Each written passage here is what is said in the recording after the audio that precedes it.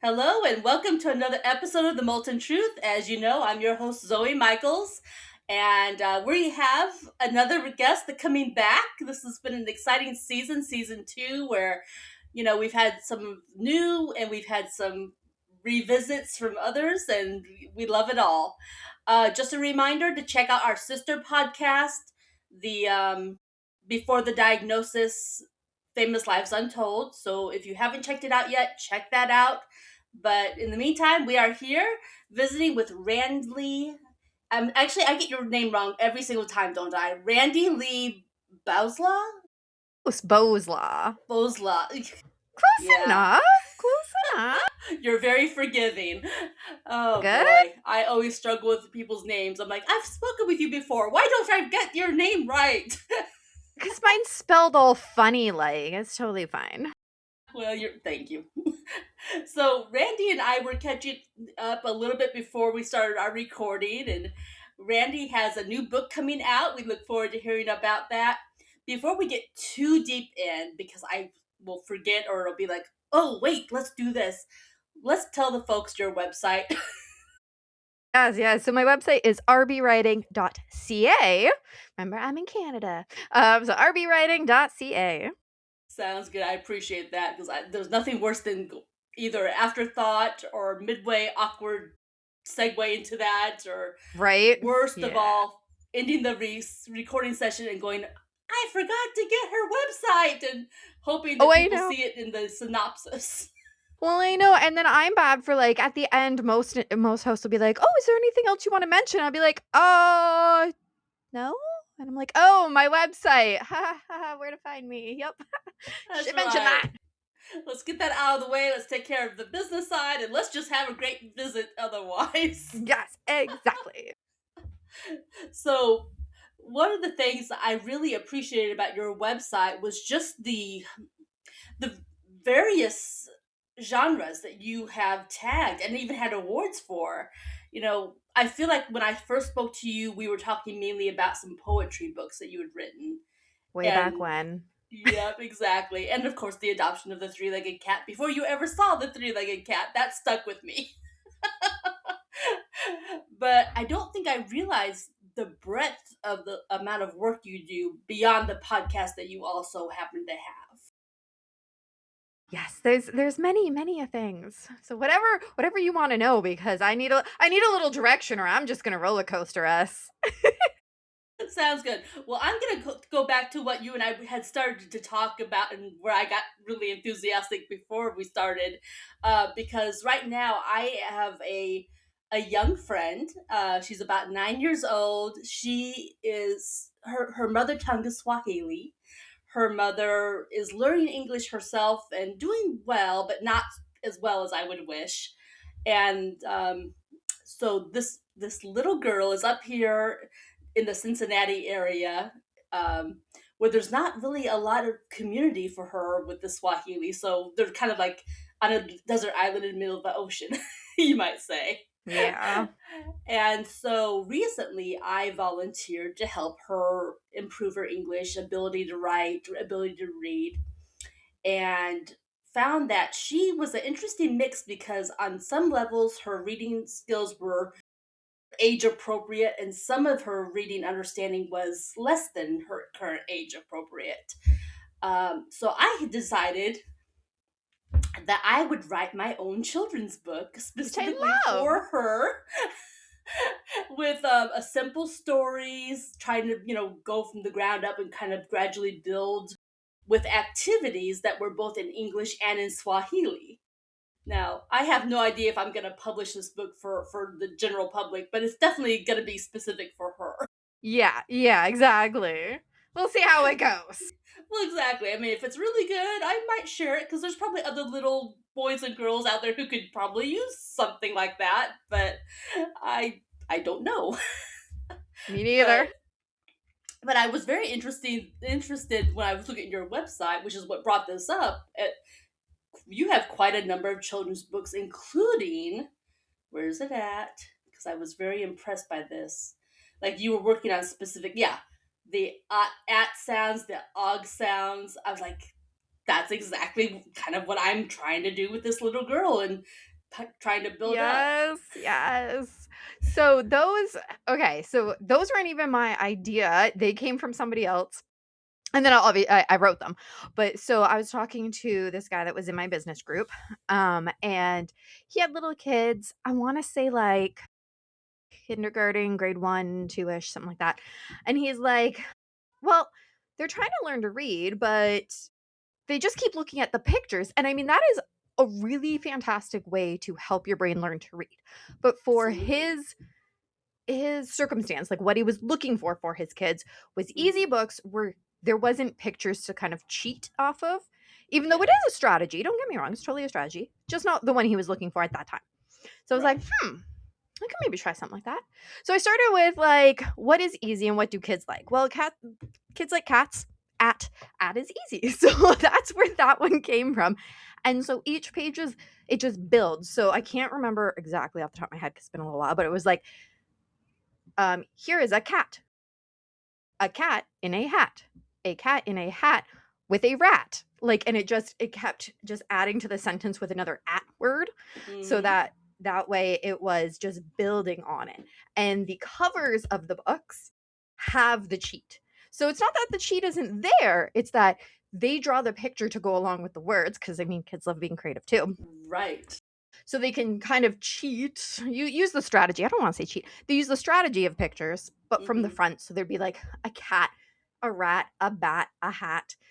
Same with the dog. So it was a dog, or sorry, a frog on a log and a dog went for a jog.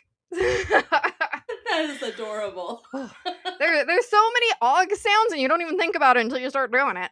And so again, all the pictures are on the front, so you can kind of flip back and forth. And then at the end of the book, it's like just the list of all the og or the at sounds. And then I was gonna get into other sounds, and then I just started doing other things because I get sidetracked all the time. That is the nature of being a writer. We have so many ideas that pop into our head. I actually did this thing where I had my chat GPT roast me. Like if you were gonna roast me in one line, what would it be?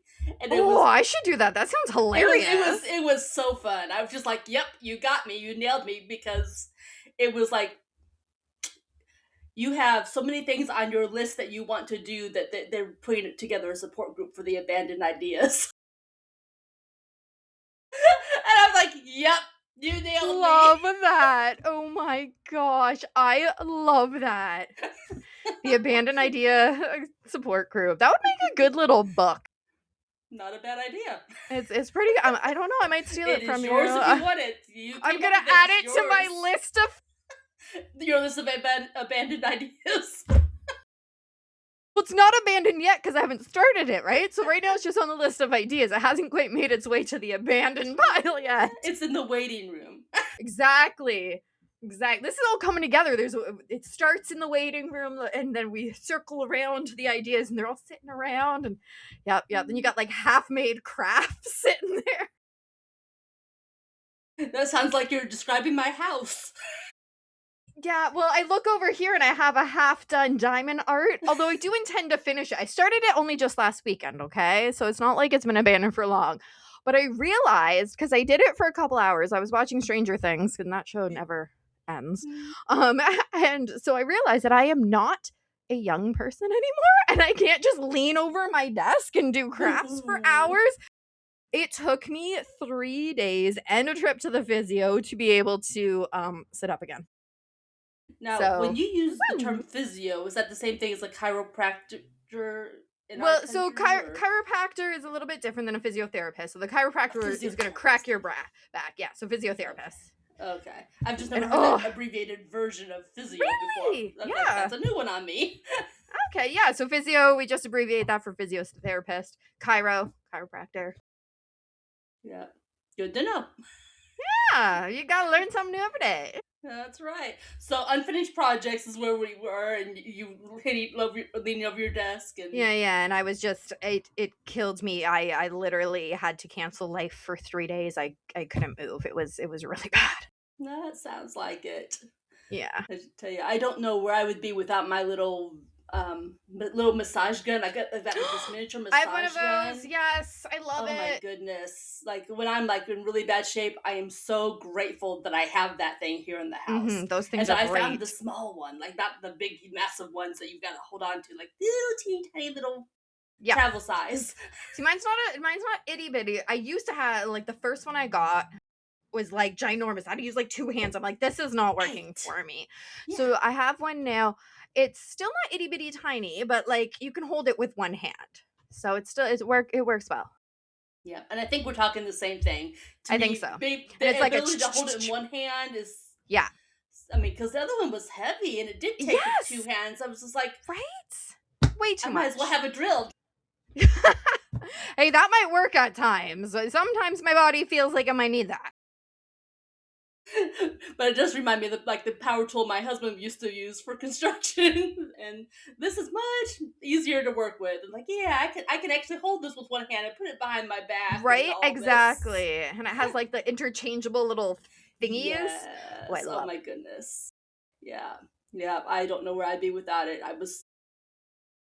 I was actually the only reason I would even have considered buying one was because I was traveling, like it was like a 14-hour flight. And I'm like, I need to something I can take on the flight with me to it. Mhm. survival. So I was like, is there Yeah. such a thing as a smaller version of a massage? I don't know if you call it massage gun or Yeah, I whatever think you call massage it, gun. but Yeah, whatever. sounds right. Percussion gun, whatever. I'm just questioning like the use of the word gun. But anyway, Oh, when you're massager. traveling in the airplane, yeah, maybe not gun. Massage tool. There we go. I like that. Yes. Yeah, yeah. Oh, it was funny too because on the flight, as I'm pulling out what looks like, almost like a gun, right? Yeah. I mean, I'm walking down the aisle. I'm trying to make it very obvious that it's not anything dangerous. That it is in fact a massager and not something like. But I mean, because you see people kind of look at you for a second, they're like, "Oh, okay, Yeah, yeah. Can I also use that maybe? right." From fear to ooh, Exactly. Hand it over, please. My turn. exactly. But oh my goodness, yeah.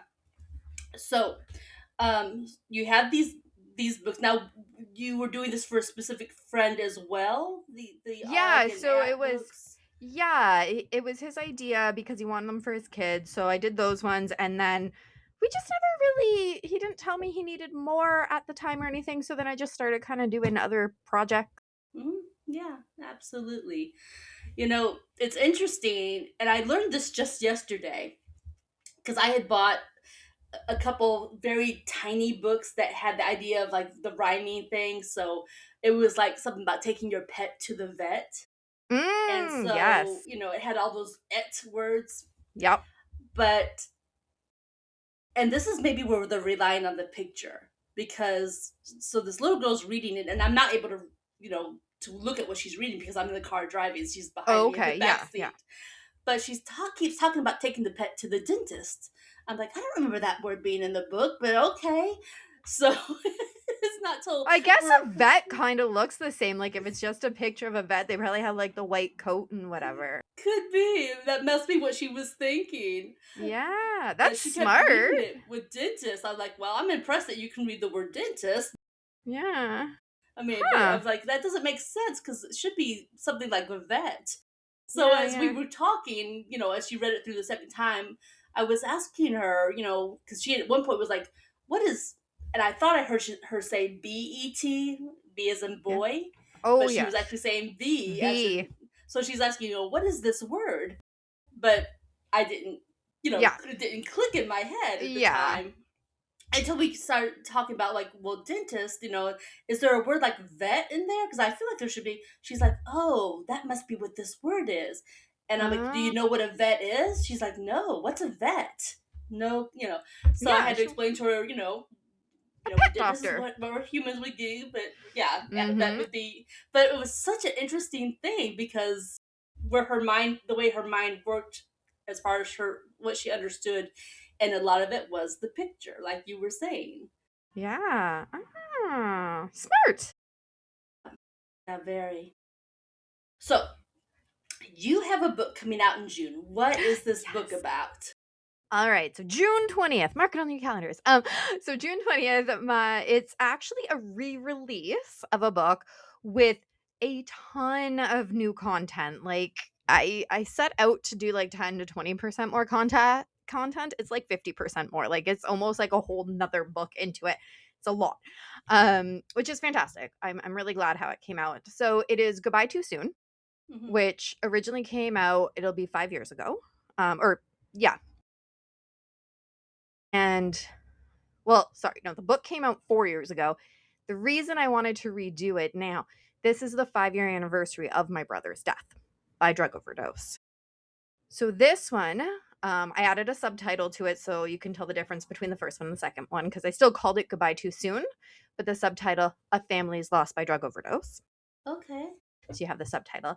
And I did, throughout the years, I have learned more things, obviously, about my brother's life, but also a lot more research went into things about what addiction is and bullying and coping strategies and things I learned through therapy and stuff like that. So the book has a ton more research part in it, as well as, of course, I keep with the story of learning about the death and the burial and funeral and all of that to keep the emotional side. And from what I hear from people who have already pre-read it, um, tissues again are needed. Yeah. Tissues are a big deal. Um, and it's coming out in June 20th specifically, because it actually would have been Brandon's birthday. So I thought that was very fitting to make the 5 year anniversary of the death, and then have it come out on his birthday for that.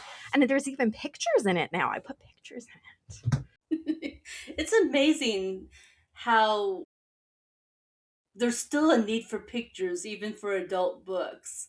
When you think, Visualization only goes so yeah, far. right? It's so true. I remember a time when there was never any pictures, not even in the subject headers, and that was just the norm. But it seems like, the last, I guess, maybe 5 years I'm Hmm. aware of, where that's become more of a thing that people want pictures or at least something pretty on Yeah. top each chapter. And it's just interesting the way things change and what's Yeah. desired. Yeah, it's very true. We like to we like to see other pretty things. Yeah, even if it isn't, even really about what's the book is. Just, sometimes it's just a pretty picture for the sake of a pretty picture. But Right? Pretty pictures are soothing. They soothe the soul. yeah, yeah, just it's an interesting thing. Never thought I'd see that, but these But times here we change. are, right? Here we Absolutely. are. Yeah. Yeah, so I added a lot more. So the re-release is coming out. It's all on pre-order now, so go and pre-order it. Um, but I think it's just, even 5 years later, it's still such a big topic, right? Drug Oh, overdose sure. is still so rampant that re-releasing it is just, again, another way to bring the conversation back up and start talking about it again, because it's not over. They No. have not left. Drugs are still very much on the street, very easily accessible. So it is a topic that still very much needs to be done. So for families that maybe currently are dealing with that problem with one of their family members alive and, not so well, but at Yeah. least alive, Yeah. how do you feel that do you feel like that book could benefit them? I guess that's what I'm trying to ask. For sure. So the book is written for the family members, because it is by my perspective, the sister's perspective. And it Hmm. does talk a lot about when he was alive and forgiving yourself and forgiving the person, which can seem a little silly. Why you have to forgive yourself? Because a lot of times, those of us, the loved ones of the person with the addiction, we we think we should be able to do more. What if there was a lot of this going on after Brandon's death, and even while he was alive? What if I would have said something different? What if I would have, invited him over for dinner that day? What if I But the thing is, when it comes down to it, there's nothing I or anybody in the family could have done. It was his addiction. He needed the help for it. Of course, if he asked, "Hey, can you drive me to detox?" Sure. But if the question is, "Hey, can I have $20?" Nope. right? And even if I said, "What's it for?" and he said, "It's for food," Right. He may mm, be lying to you. he probably was. Yeah. And that's the thing, they are master manipulators, and Yes, they are. he was so good at. He'd be like, "I just wanna see my family," and then as soon as you said no to something, it was, "Oh, you're such a" choice words. And so there's this distance and this boundary, and this is what the book talks a lot about, is setting those boundaries even when it's so hard to do. Setting the boundaries to make sure that you take care of yourself, because yes, that person is suffering. Like, yes, of course, Brandon was suffering.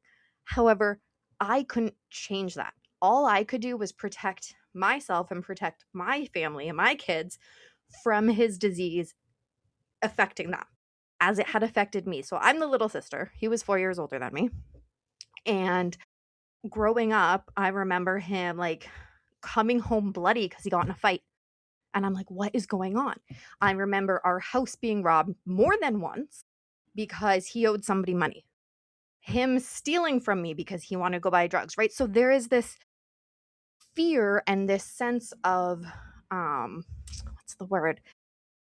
Just heartbreak. It's not the word I'm looking for, but there's this fear and heartbreak with this person because it's my brother. I love him. I still remember as kids and playing and watching cartoons and things like that. But at the same time, I shouldn't be living in fear that I'm going to be robbed or I'm going to be hurt or something like that.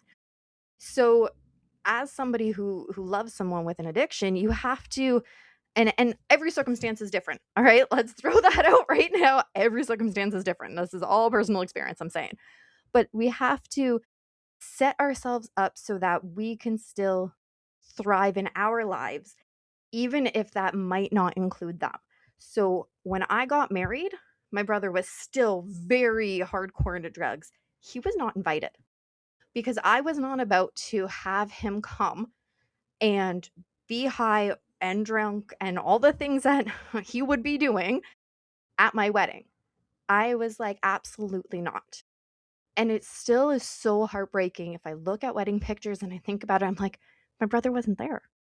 Like, it sucks. It really does, and there's a little piece of me that wishes it could have been different, but then there's a bigger piece of me that goes, "I know why it isn't different. I Right. know why it happened the way it did," but it doesn't make it easier. It just is.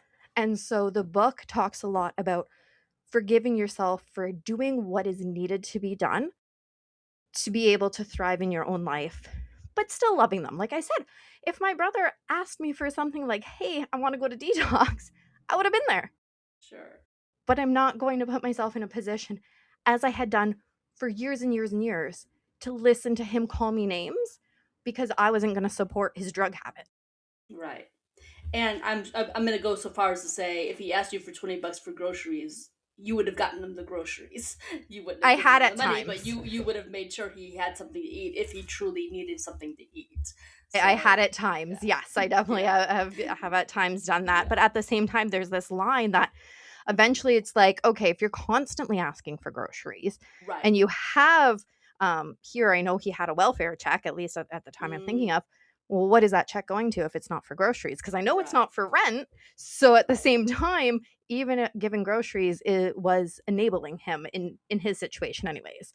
So even then, it had to come to an end where it was no, because I know that you are not actually doing it. Or Misusing exactly. misusing the money that's allotted for that. Yeah. Absolutely right. Yep. Yeah. Yeah. And I can relate to this because unlike you, I don't have a big brother in that situation, but I do have a little brother in that situation. Yeah. And he hid it from us for a very long time. We had no clue because they are very good at hiding. So, you know, in our case, we didn't know until it really hit some kind of crescendo. Then it was like, oh, that explains this, this, and this that we just didn't connect was that situation. But then, once we were aware, then it all made sense and it had been a problem for longer than we imagined. Yes. Exactly, and that's usually how it happens, right? They're great at hiding it, or even, like, there was times when it seemed like oh, he's doing so much better. He's holding down this job. He's doing this and that. And then it's like, oh, he's just hiding it better. And then, like you said, it comes to this crescendo and it all comes slamming down again. Exactly. And in the book, like, obviously, it has a lot of focus on drugs as the main addiction, but I do talk about addiction in a general sense as well. So there is an entire chapter on what is addiction, because addiction doesn't just come in the form of drugs. There's, addiction to shopping, gambling, food, basically anything you can think of, right? You True. can become addicted to it. Right. So Basically, anything that you can't possibly live without, that yeah, you can't break off for a period of time without it drawing you back in, is how I would exactly. define that. Yeah, which is a great way to do that. And so there's a whole chapter in there that I actually take what the DSM-5, which is the diagnostical criteria for mental health. I put in there what addiction is according to that, and then explain risk factors. So when I was saying a lot of research, I really did a lot of research. I wanted people to understand that, yes, this person has an addiction and it sucks real bad for them, for the family, for everyone in their life. But then I wanted people to also know that it is not a choice. They don't wake up and go, it'd be great if I lost everyone who ever cared about me and I was super high all the time. I think that would make my life great. That's not the way it works. There are so many other factors that happen, just like any other kind of illness. You don't wake up and go, I always use this example because my husband's diabetic. It'd be great if my pancreas stopped working. I had to use insulin every day. That is definitely not what happened. He does not like having to use insulin. Worst diabetic ever. And so I wanted that message to come across in the book as well, is that they are people, but they have an illness. And so the risk factors are in there. And so I go through, I explain those. And then again, a lot of forgiveness stuff and coping strategies. And the coping strategies, yes, they were things I used when he had died, but they are things that you can use while they are alive. Because I lost my brother 20 years before I lost my brother. And that's one of the hardest things to sort of reconcile, is because now that he's gone, there is never a chance of something else. There's never a chance of getting back to what we were 20 years ago. And so in that book, there is, like I said, the coping strategies at the end that are very much expanded from edition 1. I wanted to spend a lot more time on those because it is so important to understand that these coping strategies are things that you can use long before the person is dead, when they are still going through it and you have to make that separation. You have to deal with that separation because they're your family. They're maybe your best friend. They're maybe your kid. Like, you have to figure out what's going to keep you going while knowing that there's not a heck of a lot you can do for them because they need other help. Right. Well, and it's like it's always been said, until they themselves realize that they need the help and want to make the change, Hmm. there's nothing you can do other than be supportive of that change. Right? Exactly. And something, because on my podcast, The Write or Die Show, go check it out. Write like you're writing something. So on The Write or Die Show, you can listen to it anywhere and watch it on YouTube. I interview other writers. We talk about mental health. That's what the show is. It's all about mental health. So I've talked to a ton of people who have been through addiction. So they're on more the recovery side by the time they come on my show. But pretty much the similar themes, because we're coming up to 5 years of this show. Next month, or actually this month, we're in March. Goodness. We're in March now. This is the 5-year month here. I guess Um, so. yeah. So over the years, I've talked to a ton of people, and common themes when it comes to addiction is, one, they're an addict forever. They might be in recovery, they might have made their way through, but they are an addict. And these are not my words. Well, they're my words, but these are things I've heard from many, many people. And the other thing is that something else was happening.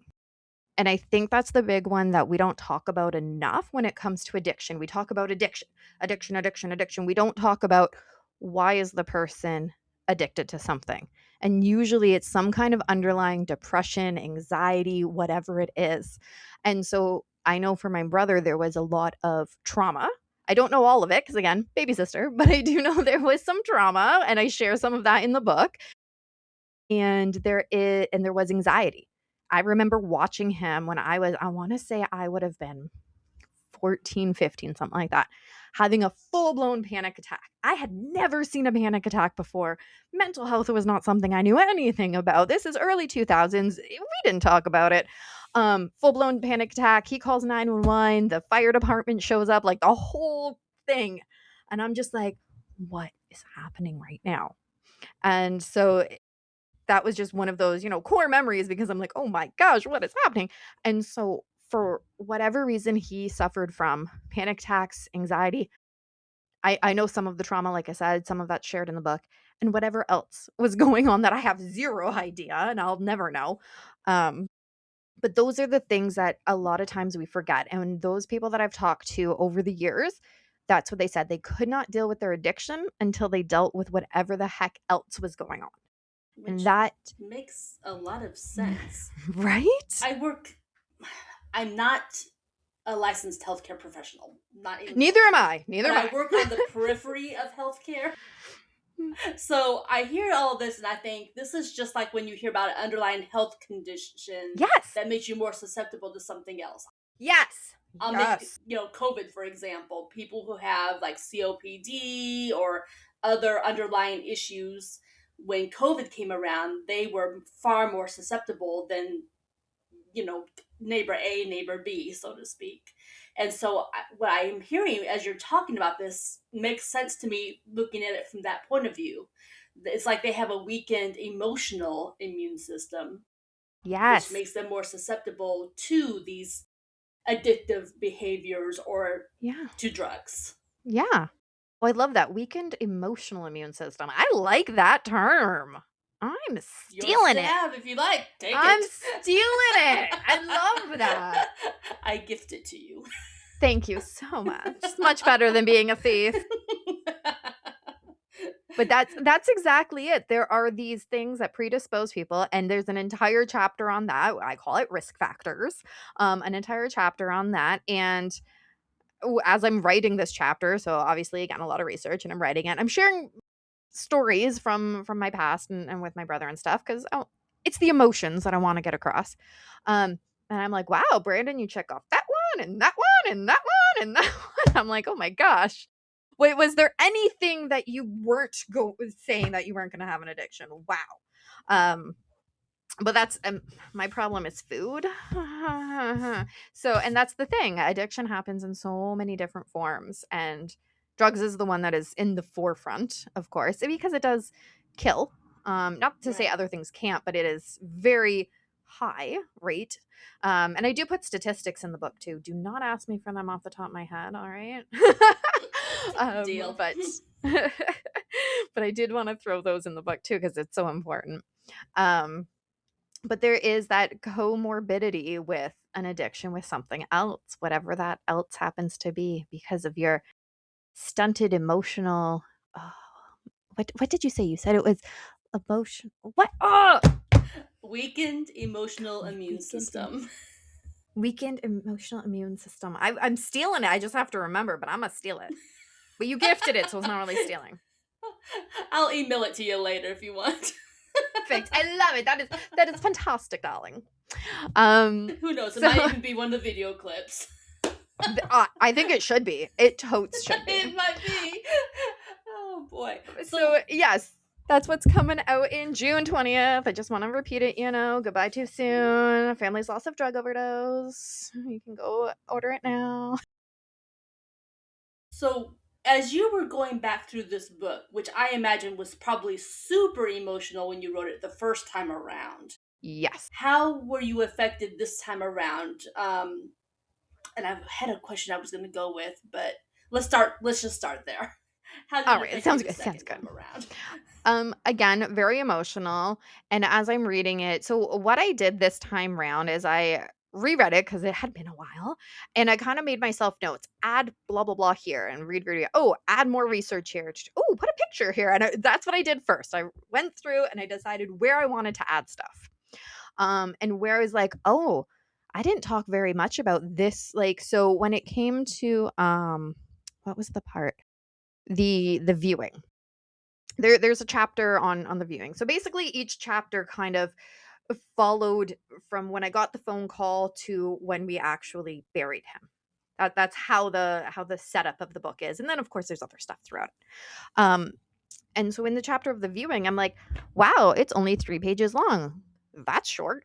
And so I was like, hey, I was clearly not in a great place to emotionally share that much for that chapter. And so I really expanded that part, which I think gives it more depth. So there was stuff that I was like, wow, I really glossed over how this affected me, and this is what I want people to know is how these things affect others. And that's why I was like, hey, let's dig a little deeper here. So a lot of the chapters I added a heck of a lot more emotions, which is why you need way more tissues when you read it.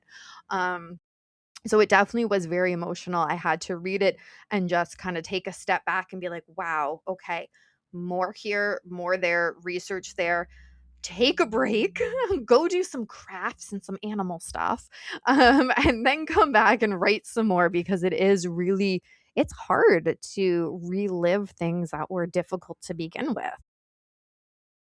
Is it fair to say that maybe the reason you didn't go so in depth the first time around was because it was too fresh, and that now Yes. 5 Oh, years for later you've sure. had time to process Yes. and yeah. 100% yes, exactly.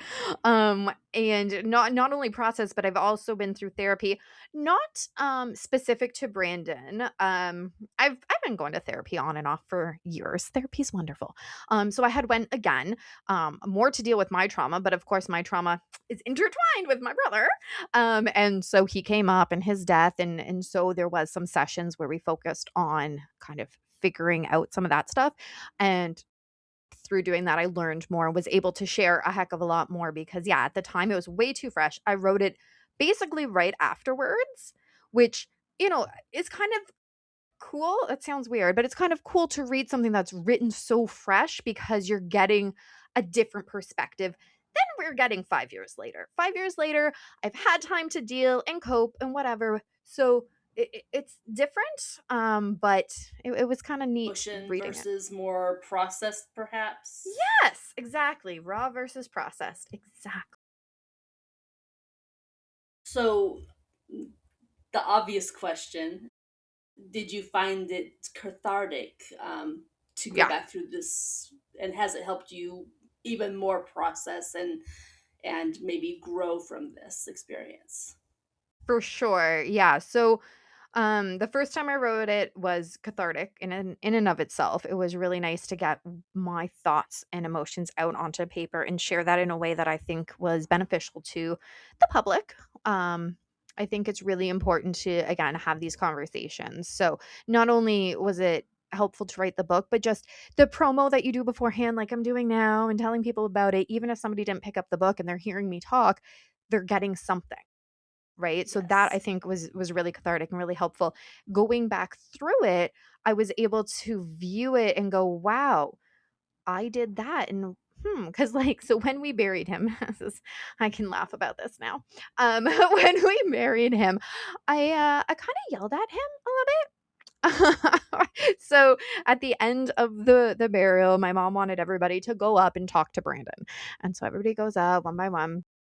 I was second to last because my mom was last, so I go up and I lean down to the hole in the ground and I'm talking, and then I start kind of being mean, telling him, how a little sister is. Okay, picture that. Um, and my godmother walks by and she's like, "Are you yelling at the boy? Don't you yell at him." And it's so funny because that is exactly what she would have said to us when he was alive. Like, if we were getting at it, Yeah. she would be like, "Don't you say that to the boy," or "Don't you be mean to your sister," like, things like that, right? So then I stand up and I start yelling at everybody who's there, because by that point, I had been the strong one the whole time, right? It was Mhm. my mom and me that planned the entire funeral, and let's be real, I planned the whole thing because my mom was basically a ghost of herself. And so I was the strong one for a month because it was COVID. It took a month before he was buried. That is a lot of exhaustion. When you have to hold it together for other people for that long, it is Yeah. exhausting. So I No just broke. closure. Exactly. I broke and I'm yelling at everyone, telling them, "You're allowed to be mad. You can be mad because he shouldn't be dead right now. He shouldn't have been doing and I just, let it go. My aunt is standing there and she's kind of chuckling because she's like, okay, there's the Randy we all know and love, right? Because again, I had been holding it together and it's like everyone else is crying and breaking down and I'm just stoic. Um, I totally cried at the funeral. I like crawled into my husband's lap and I was bawling. But for the most part, I was the calm one. I did the whole eulogy and all that. And so my aunt's like, "Well, I mean, she's not throwing anything." So I take a tissue box out of I don't even know who was standing beside me. I can't even remember who was standing, but I take the tissue box and I throw it at no one in particular. Just I go, "See, there, I threw something." And so then everybody started laughing and it was like, whoa, like I just a weight lifted off everybody because yes, it is sad. It is absolutely horrible when you lose somebody, but you are allowed to have the entire range of motion from Yes. despair to anger to silliness, back to despair to hatred to like everything. Every single emotion is wrapped up in grief. And we have to unwrap it like that I don't know if you've ever played this game at a party where it's just wrapped and wrapped and wrapped and the music plays and it stops and somebody unwraps something and the music plays and it goes around, it stops and somebody else unwraps it. It's a little game. That's what it felt like. Okay. Is that And I can't say I've every played that game, but it sounds fun. it is. It's a lot of fun, and usually there's prizes, not horrible emotions. That's what it felt like. It felt like every so often, something would get unwrapped from me, and I would just something else, some other emotion, whether it was anger or laughter or sadness, whatever, and something else would unwrap. And that's what it felt like at the time. And so now, 5 years later, looking back, I'm able to write about it in a different way and go, wow. It was totally okay that I did that. Even though people were like, whoa, I can't believe you just did that. It was okay and letting other people know that grief does not have a linear progression. It is not, I mean, the 5 stages of grief is one thing, but like it's not a linear thing. You are going to go up and down and backwards and forwards. Like it's all over the place. It's a roller coaster.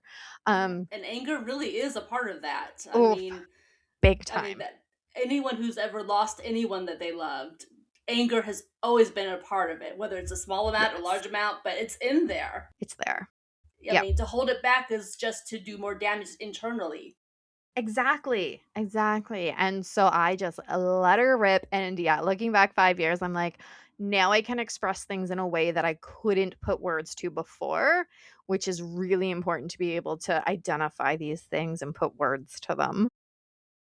And can I just say, I mean, your description of how you reacted and the reaction everyone to feel, I felt like, oh my goodness, that could be like a really funny scene in a movie. I Right? mean, yeah, I mean, if So there's any writers out there who are looking for ideas, here it is. That would be a killer scene in a movie. so another reason that I wanted to rewrite this book, it was actually Mickey's idea, my publicist. I want to turn this into a movie. Really bad because again, it's something that is so important that we need to talk about. And so he's like, "Well, why don't you re-release it?" I'm like, "That's kind of works. It's 5 years later." So I am trying to figure out how the heck to make a movie. I have no idea. Although when I was little, I was going to be a famous actor, so. So I've written some of the script. I'm not a screenwriter. I've never written well, I shouldn't say I've never written one before. I've written plays for my church way back in the Mhm. day. So it's been a Yeah. long time, or a long time. So I have written some scripts way back when. I'm working on the script. It's gonna take a long time, but I want to turn it into a movie. And that scene, it's gonna be perfect. It's gonna be wonderful. There's gonna be tissues thrown everywhere. Have you ever interviewed anyone who's made a movie? Because if not, I have a recommendation for you. Ooh, I have. I've interviewed somebody who's written a play, and I've interviewed somebody who's acted in a movie. Yeah, Long I'm time trying to ago. find her in my list. It was in my first season. Ah, Nina Brooks. She was, Oh, first of all, just the most amazing person. She's got so many irons in the fire, but she's made actually several movies. really? Very You'll find cool. her on IMDb, but I believe Mickey might have sent her my way. But If you didn't, let me know and I'll see if I can find her contact information. But she might be a wonderful resource for suggestions, some helpful hints. But she was, Excellent. I really, really enjoyed my conversation with her. Awesome. I All think right, I think the very first time I spoke with her cool. was like for 2 hours. We just had such a great conversation. I love that. So Yeah. So I want to turn it into a movie one day. Maybe I don't know when. Like not maybe. I don't know when. It's going to happen. It will because that's what I it's do. a I say I'm going goal. to do something. I'm going to do it eventually. Yeah, It yeah. is not going to the support group for the left idea. Not sitting there in the well, no, it is sitting there in the waiting room, but for a Yes, while. it's waiting room. Well, I have written a couple of the first scenes. Some of them are really easy cuz like the very first chapter in the book is it's the phone call. So I got the phone call saying that my brother was dead. I talked to the police officer whatever and I had to be the one to go and tell my mom. The way that chapter was written, I could almost just basically take it and plop it into a script because it was written like a back and forth conversation for the most part, whereas the rest of it's like research and paragraphs and stuff. This is literally the conversation I had with my mom. And there is a chapter of the funeral where I literally rewatched the funeral because it was COVID, it was live streamed. So it's still technically on YouTube. I still have the link to it. I rewatched it and I will just be able to take that whole chapter and plop it into a script because it is exact. So, I mean, some of it's done. At least you've got a good start. I think so. I just sometimes I'm like, hey, I'm going to do this. And I'm like, I can't do it. I'm not emotionally prepared to do this right I get you on that. I get you now. on that. So, as we're winding down, I'm trying to find my little notebook with all the little questions here. Because we're going to have the random question bit, right? Yes, yes. I'm ready for it. And actually, this could come in.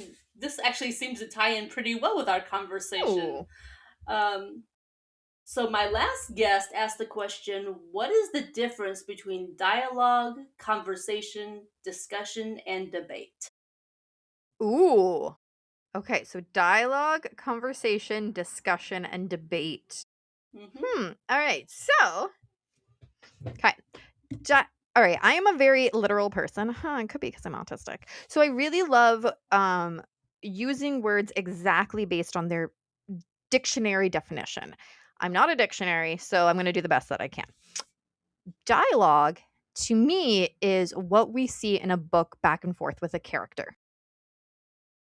That's dialogue. Dialogue can be a conversation, but dialogue itself is within the context of a book or a movie. It is the written script of what somebody is doing. The conversation is what we had, a back and forth between two or more people. What was it? Dialogue, conversation, what was it? A Hmm. discussion. So a discussion is when, again, I would say two or more people are sharing ideas about the same topic. So a discussion can be a conversation, which could be written into dialogue. So we had conversation, but a lot of this was discussion based because we had a topic that we were talking about, until we got off topic, but a topic we were talking about and we discussed it. A debate, though, is generally, again, two or more people taking opposing sides to some kind of topic and trying to win their side. I don't want to necessarily call it an argument because I feel like an argument is anger. I would Whereas agree. it right? Whereas a debate is factual. We are stating facts and seeing who wins the most points. I'm thinking of like a debate club, and seeing who wins the most points on the debate, who has the more factual relevancy to the conversation that they're having in their debate.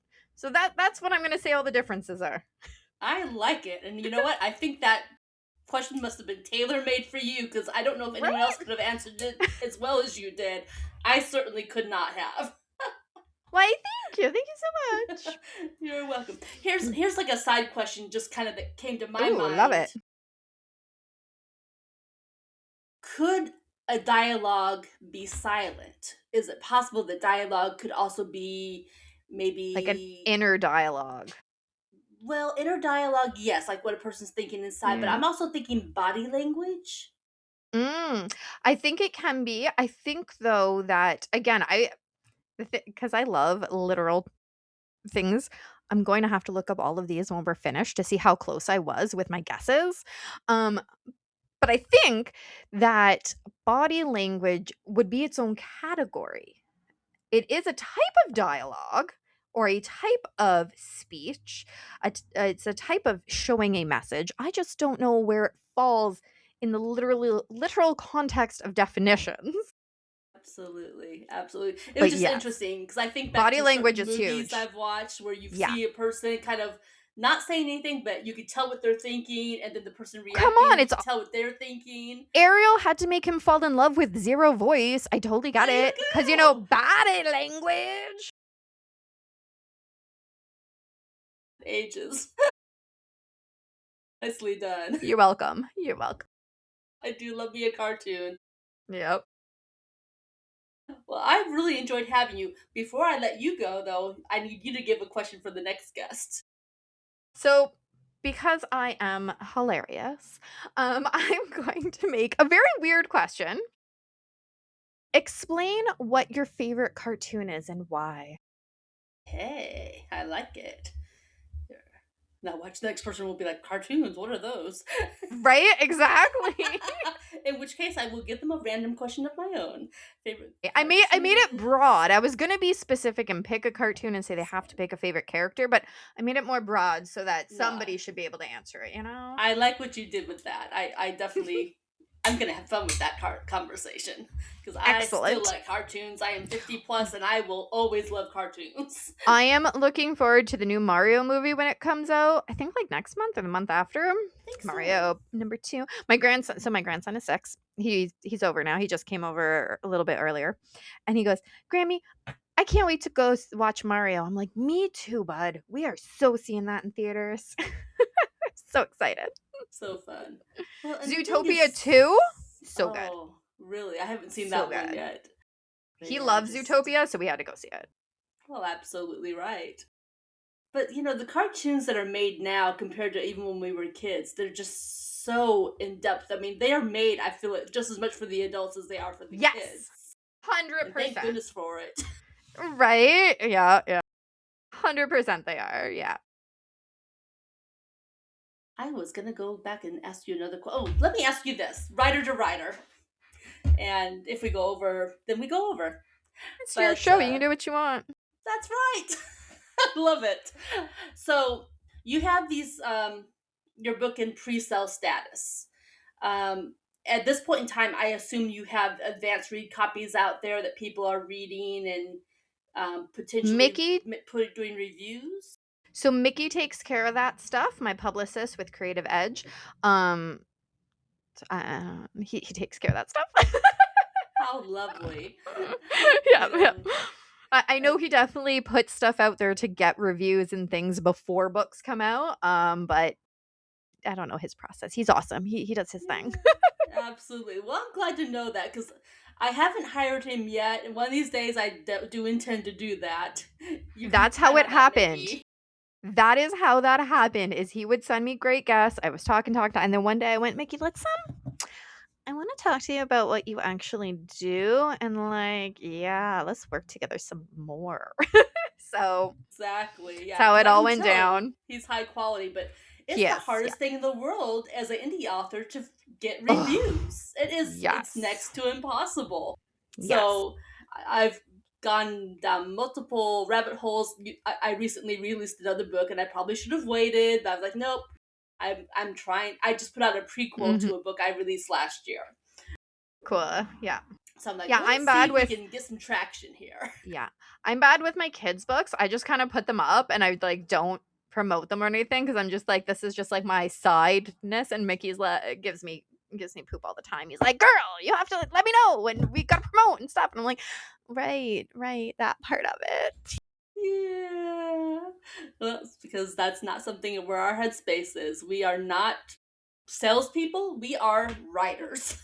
Right? Exactly. And this is why he is great at what he does.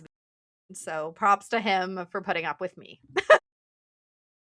with all of us, without a doubt. He's very Yes. good. I can't wait to work with him as soon as I'm able to work with him. Yes, yes. I highly Oh boy. recommend. Well, hopefully he'll get a little clip in all this too. But There you anyway, go. thank you so much for joining me. I'm glad we got to have another chance at the conversation, Yes. and we got a Yes, little more. always fun Last time it was time. more personal about you and your husband and the three-legged cat, and this time it was more about you and the new So book and cute. your brother. And who knows what Yes. our future conversation might be. Either Who way, we'll have knows? fun. We totally will. For sure. And maybe next time your not so nice cats will let you back into your little studio room. They're such jerks. Such jerks. I love them to bits and pieces, but they are ugh. Sabotage! I could just picture the Mhm. cat meeting, like, let's get her out by doing this. I bet that's exactly what they did because now they have their little beds everywhere in my office and I'm like, "Huh. How did this happen? How did I get kicked out of my space?" I waited until my oldest had moved out so I could have my own space here. And now y'all are taking it and you're just these little jerks that don't pay me rent and I have to pick up your poo and feed you and at least they're cute. Very cute. Right?